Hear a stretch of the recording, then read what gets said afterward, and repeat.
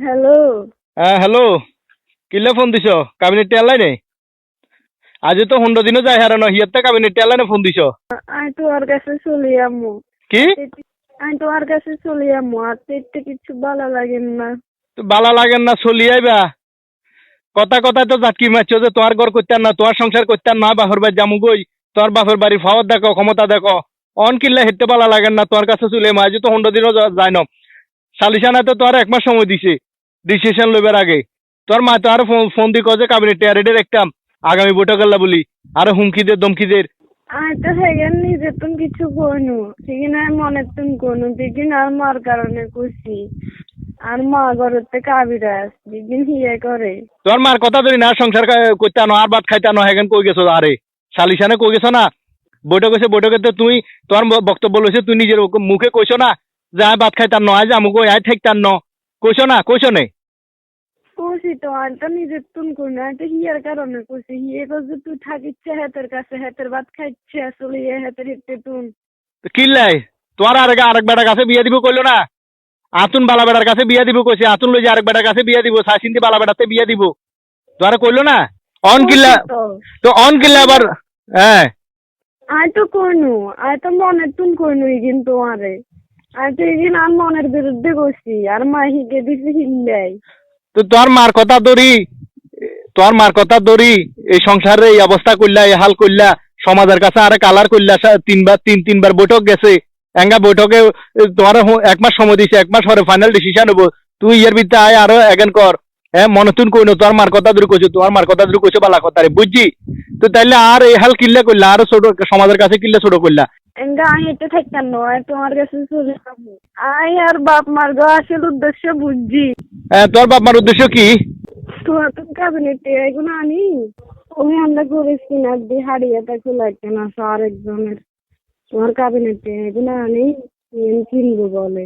আমার বাদ বাঙ্গাই লই যাই কাবিনেটে এমন দিব যে হাড়ি টাকলা কিনবো হ্যাঁ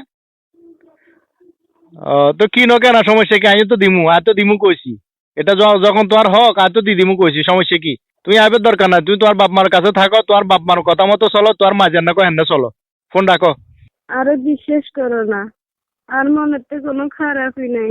তোমারও তো কইলাম কিছু আর মাই করে। তোমার মাই করলে কইলাম তো তোমার মাই করলে তোমার মা জানে কো হেন চলো না তুমি তোমার মার কথা ধরে আরে এই ফোন জানছো না এই ফোন জানছো না আর তোমার মার কথা ধরি আরে অপমান এত কিছু করলা না সমস্যা নাই তোমার মা তো কইলাম তো এক কথা শেষ তুমি ফোন রাখি দাও আর ফোন টোন দিও না আর মনে নাই তোমার সারা থাকতাম হাঁটতাম না। হারবা থাকতে হারবা তোমার মায় থাকতে হারবা যাই চাওলা সাহেব ইয়ে দিব সমস্যা নাই কোনো সমস্যা কোনো টেনশন করিও না আরে জীবন বাঁচি থাকতে আমি আর কোনো বেড়াতে দিয়ে বইতাম না। আর ভুল হয়ে গেছে, আরে মাফ করে দাও। আর শান্তিতে নাই, আর বাপের বাড়ির মানুষ স্বার্থপর, সেগুলো স্বার্থে এত নাটক করছে। কিন্তু আর আমি বুঝিনু তুমি ছাড়া আর কোনো গতি নেই, আর কোনো রাস্তা নাই। তুমি আর বাপের বাড়িতে লই যাও, আর কোনো বৈঠকের দরকার নাই। আমি তোমার কাছে চলে আমু।